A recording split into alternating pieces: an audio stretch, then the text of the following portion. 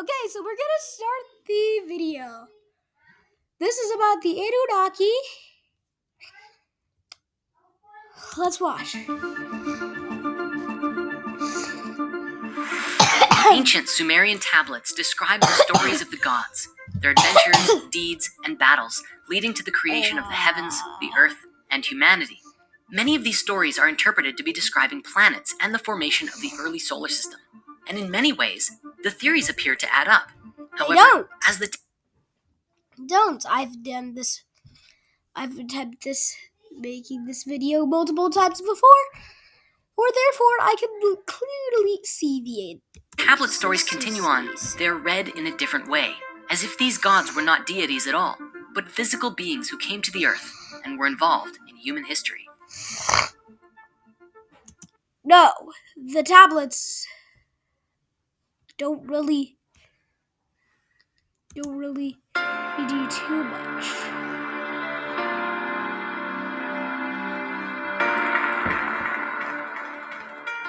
We're just gonna skip this. We're gonna skip ahead to what important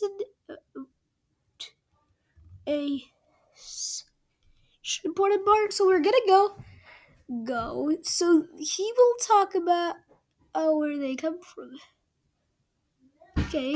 Anu, Enlil was the most powerful of the Mesopotamian gods, keeper of the Tablet of Destinies, which contained the fates of both gods and humans. But in that case, who was Anu, and what were the Anunnaki? That's a great question, but before we can answer, there are a lot of inconsistencies, remember. We're going to have to look at another question first. So let's do the time warp again and return to that burning question from so long ago. Who are the Nephilim?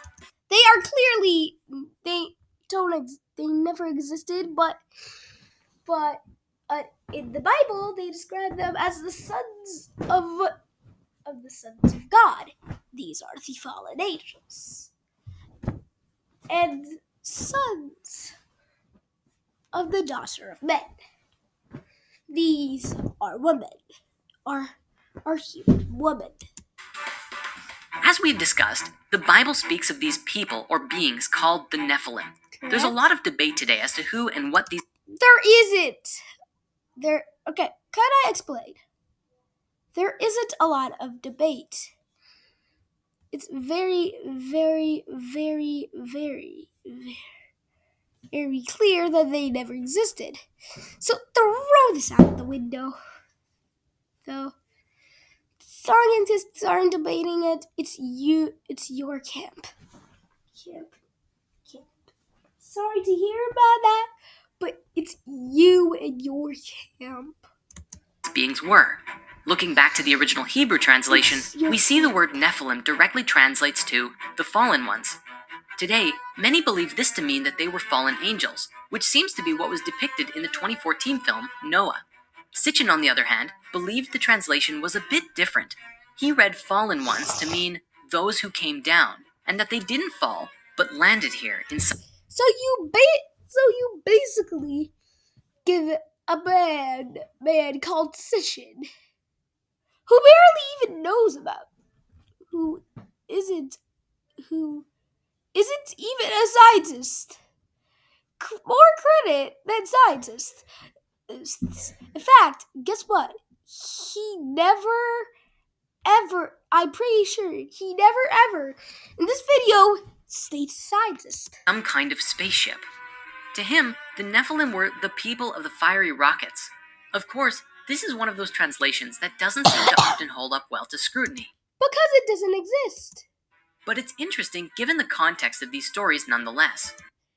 Yeah, it would make for a great movie, but a fictional one, no one at that, not real, not one based on life.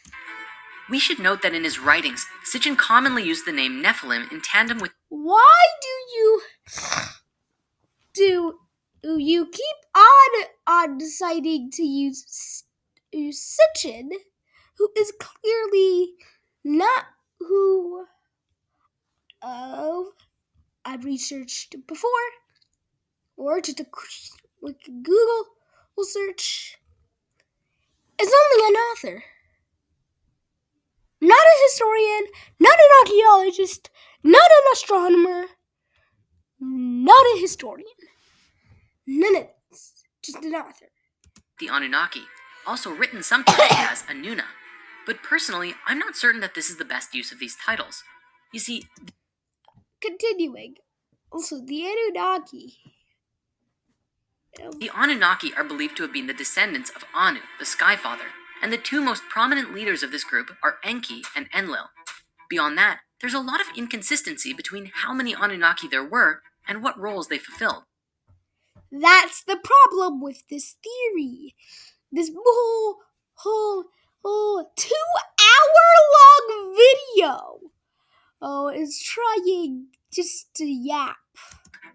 For example, in the Enuma Elish, there's only a small handful of gods who are introduced. Tiamat, Enki, Marduk, you know the group. I do not know the group! But then out of nowhere, Marduk places 600 gods on the earth and 300 in the heavens, and no explanation is ever given about who these gods were or where they came from. Later on in our own history, the ancient Hittites identified the Anunnaki as the oldest generation of gods, who were overthrown and banished to the underworld by the younger gods, which is curiously what is described in the Enuma Elish itself, and reflects the stories of the old Titan gods in Greece being overthrown by a younger pantheon. In the Bible, we see the following passage. The Nephilim were on the earth in those days, and also afterward, when the sons of God came into the daughters of men, and they bore children to them. Those were the mighty men who were of old, men of renown. Sons of God, as in the Christian God, not in as in the Sumerian sun god, Anu. No, therefore the sons of God are the Anunnaki, but no. Therefore they're fallen angels as they're described in the Bible, but never existed in real life. Well, they better have been courtly and romantic, because if that line is implying anything else, I don't like it. The Bible describes that they were the offspring of the sons of God and the daughters of men, essentially making the Nephilim be a little bit more like demigods. They weren't. The sons of God, the daughters of men, sons of God. Let's just think about that. It's implying the Christian son, the son of the Christian God, not not Anu, no God. A hybridized species born of the gods, who would have been the Anunnaki and humans together. It's theorized this could be where demigods in general came from, such as the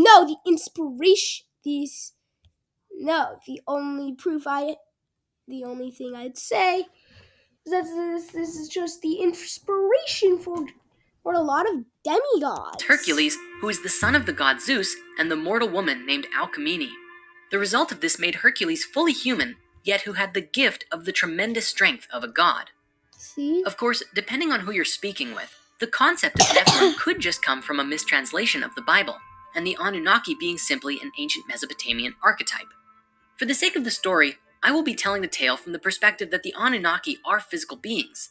But as always, feel free to interpret this however you like, and please share your thoughts in the comments below as to what you believe these Anunnaki were.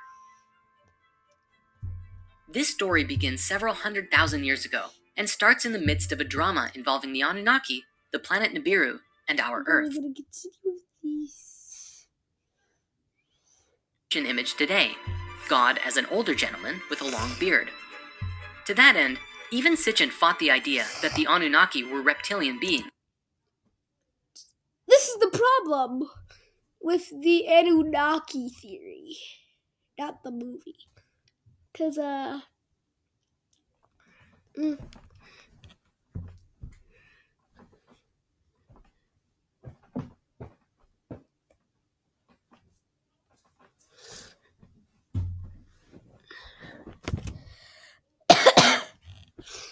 just gonna say, again, this is a conspiracy theory, and he is a crackpot. Inconsistencies, my dude. There are so many inconsistencies. And this was because he wanted his theory to fit with the Bible. he wanted. Wanted is key.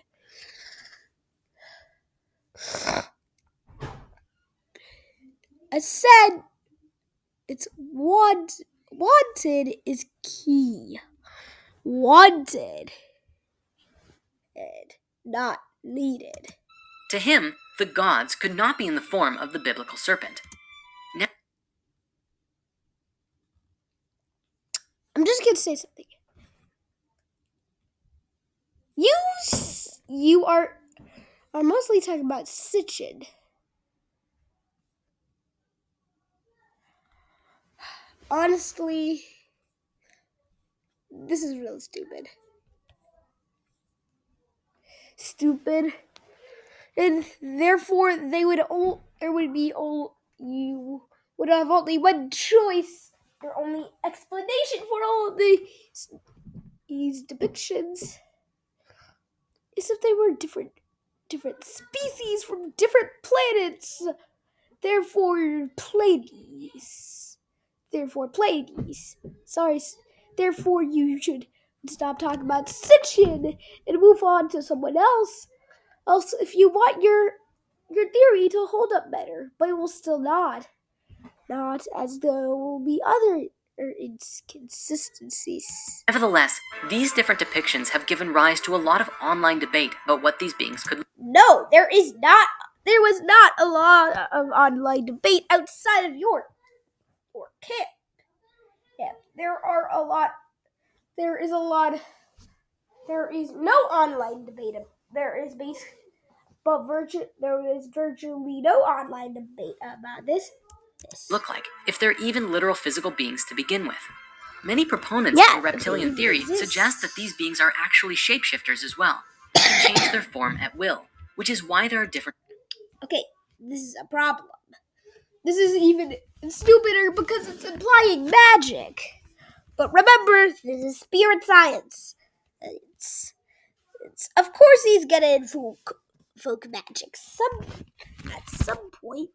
Depictions of them throughout history. This adds an entirely new dimension to the discussion and gives rise to the popular conspiracy theory that they could even be living among us today in secret.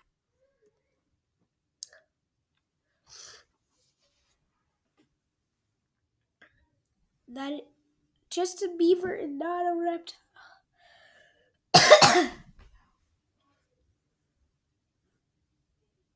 Saying that they... Okay, here's a problem.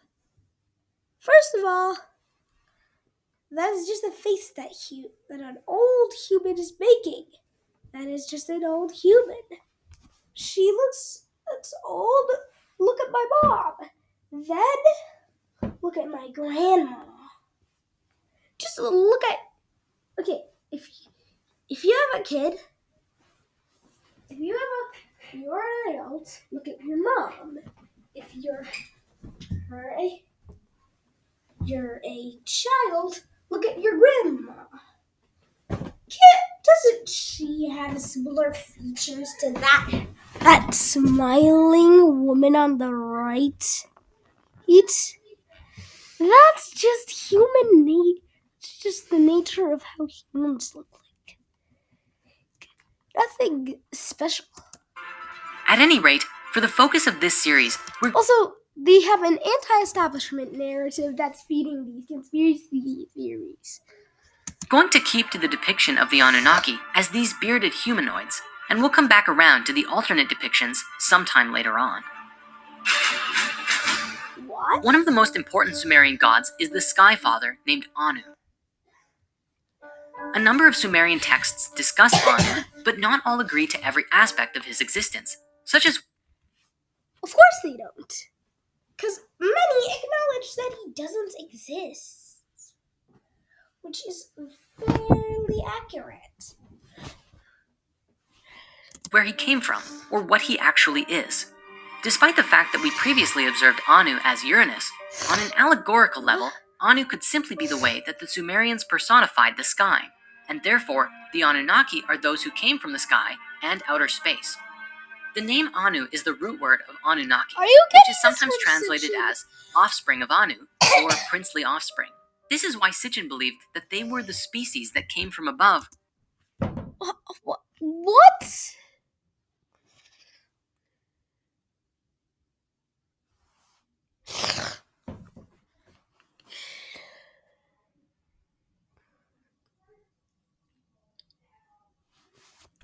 And beyond our planet. Then why did they come here? Let's see. Anu was the heavenly father, and though descended from the Skip one part.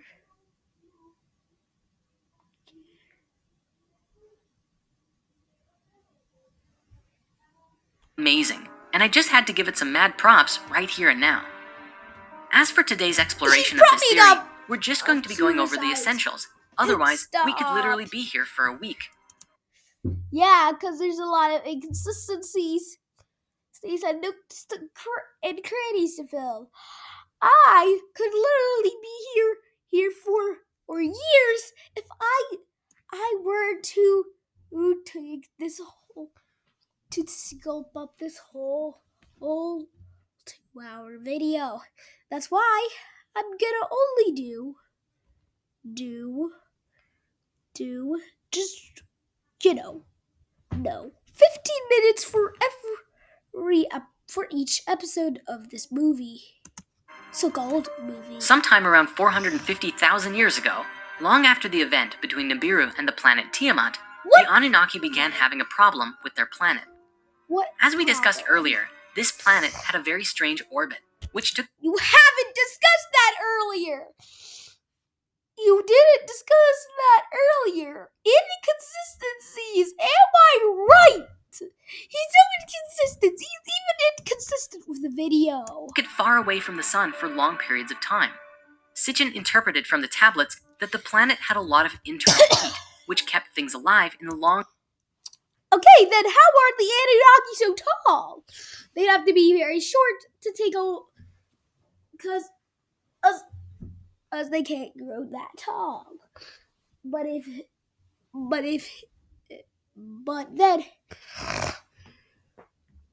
then that's how it would be. But then, when it matched your description of the Anunnaki, then it would have to be small. But then it would have a problem with the internal heat. And now you have to size it up for them to get so tall. Oh, do you see? We just found a paradox, my friends. Distances of space. However, over time and with the cooling of the planet, and potentially even the widening out of its rather sharp orbit, Nibiru grew colder and colder during its long voyages away from the sun, and the planet was slowly becoming less habitable. Sitchin suggested that the Anunnaki... I know. They would actually freeze to death. Scientists. And also, this probably wouldn't be they probably wouldn't exist. Decided on a solution that would strengthen their atmosphere and hold heat in for significantly longer periods of time. They would need a significantly large planet, which means significantly short and stubby Anunnaki. If not, then they'd have to freeze. Therefore, significantly tall Anunnaki.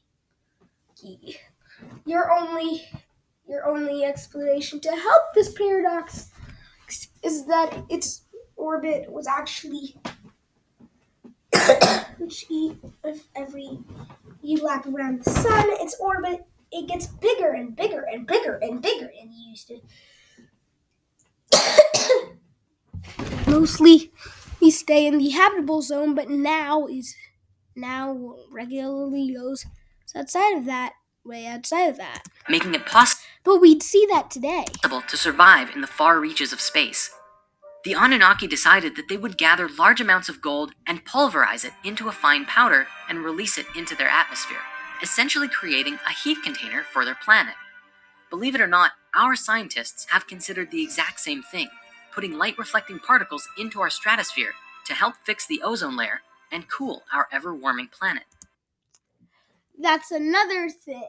You're just this is another way that you're fueling your theory. You just take modern inventions that say that and that like they were used. Those were actually used in ancient times. And so, in their attempt to solve their problem, they began looking for large quantities of gold in our solar system.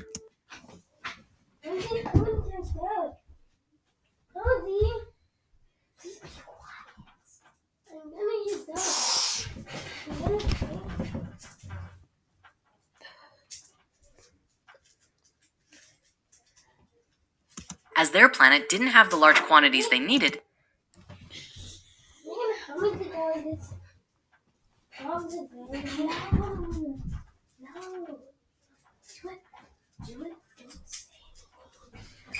Okay, I had to do some things. To coat an entire atmosphere with gold.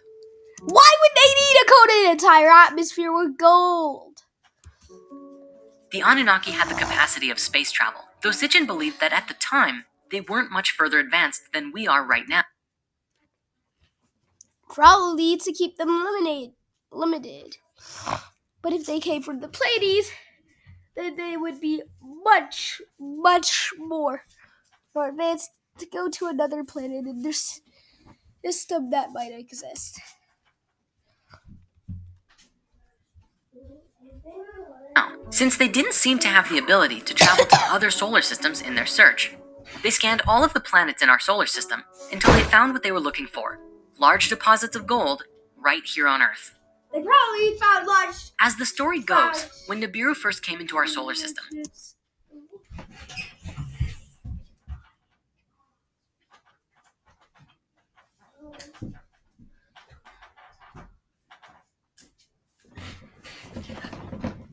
the Anunnaki would deploy a team of workers to Earth's orbit with one singular purpose: to mine gold.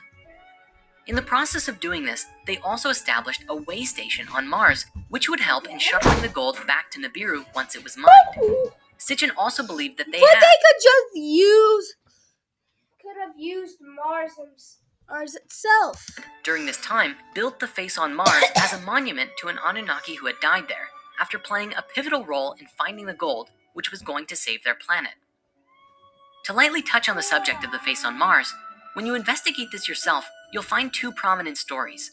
One is the official response from NASA, which says that it's just a natural rock formation which, due to the way the light was hitting it at the time of the photograph, created this image of a face, but ultimately, it's just an illusion. Generally, those who question this perspective are often subject to ridicule. Yeah, and NASA is full of really smart people who actually have PhDs and actually study this kind of stuff. Maybe, and even some of them have.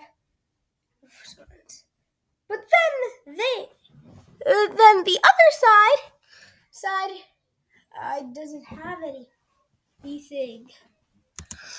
And so, of course, we have to go there. It wouldn't be spirit science if we didn't. Why did you go to the other sides? Watch, this is me from NASA's side of the story. They think it's an optical illusion because it probably is. Also, you're gonna see some stuff that he's gonna bring up here. On the other side of the spectrum, you'll find ex-NASA scientists and astronauts, Probably retired not. U.S. Army command sergeants, and a university physics professor, along with a number of ancient astronaut and conspiracy theorists who put forth that the face, along with a set of nearby mountainous structures that look an awful lot like pyramids, are the remnants of an ancient civilization. They probably have Nobel disease. Also, so are there ways stuff can be fabricated?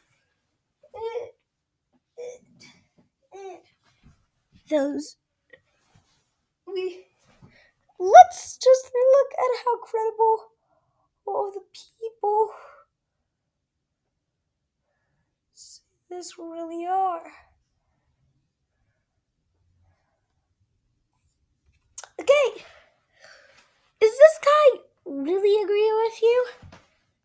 university physics professor. Okay, so you need to know. No, you need to know. So there's that guy. There are so many people who believe this that one actually got this, or this one is just a liar. And this one probably doesn't have geology, illusions, or history, or even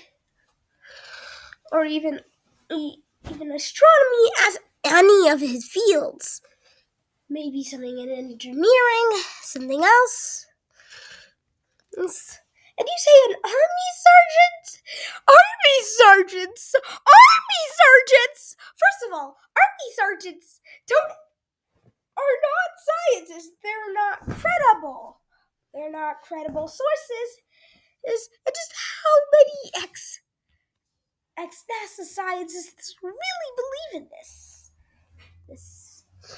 I will check, but it's been 15 minutes.